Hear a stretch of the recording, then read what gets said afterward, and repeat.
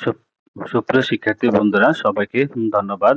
আজকে আমরা আলোচনা করব বার্ষিক মূল্যায়ন পরীক্ষা 2024 জীবন জীবিকার সপ্তম শ্রেণীর সংক্ষিপ্ত প্রশ্ন নিয়ে।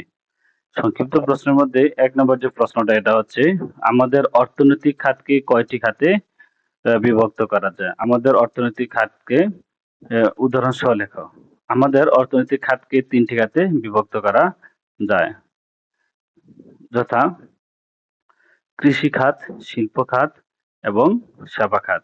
কৃষি খাতের মধ্যে হচ্ছে ফসল উৎপাদন, মৎস্য চাষ ইত্যাদি। আর শিল্প খাতের মধ্যে হচ্ছে পোশাক তৈরি, আসবাবপত্র তৈরি ইত্যাদি। আর সেবা খাতের মধ্যে হচ্ছে চিকিৎসা, বিপণন ইত্যাদি। তাহলে অর্থনৈতিক খাত হচ্ছে 3টি: কৃষি খাত, শিল্প খাত এবং সেবা খাত। আর কৃষি খাতের মধ্যে এগুলো, আর শিল্প খাতের মধ্যে এগুলো, আর সেবা খাতের মধ্যে চিকিৎসা, বিপণন। বাংলাদেশের 2 নম্বর প্রশ্ন হচ্ছে বাংলাদেশের কৃষি খাত কয়টি উপখাত নিয়ে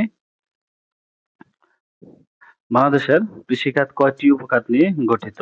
বাংলাদেশের কৃষি খাত 4টি উপখাত নিয়ে গঠিত। একটা হচ্ছে শস্য উৎপাদন, দ্বিতীয়টি হচ্ছে প্রাণী সম্পদ, এবং তৃতীয়টি হচ্ছে মৎস্য সম্পদ, এবং 4 নম্বরটা হচ্ছে বনজ সম্পদ। তাহলে বাংলাদেশের কৃষিখাত 4টি উপখাত। এই উপখাত হচ্ছে শস্য উৎপাদন, প্রাণী সম্পদ, মৎস্য সম্পদ ও বন সম্পদ। 3 নম্বর প্রশ্ন হচ্ছে বাংলাদেশের অর্থনীতিতে শিল্প খাতের অবদান বৃদ্ধি পাচ্ছে কেন? বাংলাদেশের অর্থনীতিতে শিল্প খাতের অবদান বৃদ্ধি পাচ্ছে কেন? শিল্পের মাধ্যমে প্রকৃতি প্রদত্ত কাঁচামাল বা সম্পদ প্রক্রিয়াজাতকরণের মাধ্যমে মানুষের ব্যবহারযোগ্য পণ্যে রূপ দেওয়া হয়। শিল্পের কারণেই মানুষ তাদের দৈনন্দিন চাহিদা পূরণ করতে পারে। অনেক মানুষ এই খাতের সাথে সরাসরি সম্পৃক্ত, যা অর্থনৈতিক প্রবৃদ্ধি অর্জনে সহায়তা করে থাকে।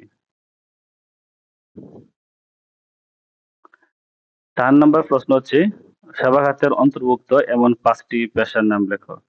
সেবা খাতের অন্তর্ভুক্ত এমন 5টি পেশার নাম হচ্ছে বিক্রয় ব্যবস্থাপনা, টেইলারিং, চিকিৎসা, শিক্ষকতা এবং সাংবাদিকতা। এগুলো হচ্ছে সেবা খাতের অন্তর্ভুক্ত 5টি পেশার নাম।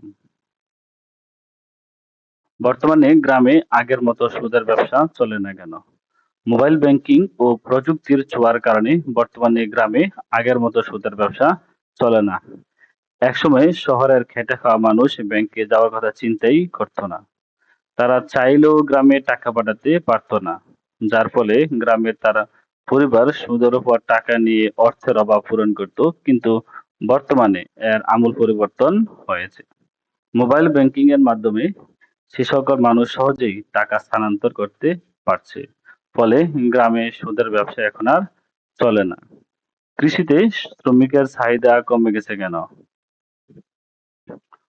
উত্তর, প্রযুক্তির ছোঁয়ার কারণে কৃষিতে শ্রমিকের চাহিদা কমে গেছে। অতীতের মতো এখন আর ধান মাড়াই, ধান কাটা ও ধান থেকে চাল তৈরি করতে মানুষের শ্রমের প্রয়োজন হয় না। এখন মেশিনের সাহায্যে এই সকল কাজ সহজেই করা যাচ্ছে। যার ফলে কৃষিতে শ্রমিকের চাহিদা দিন দিন কমে যাচ্ছে। ধন্যবাদ সবাইকে এতক্ষণ সাথে থাকার জন্য। আসসালামু আলাইকুম।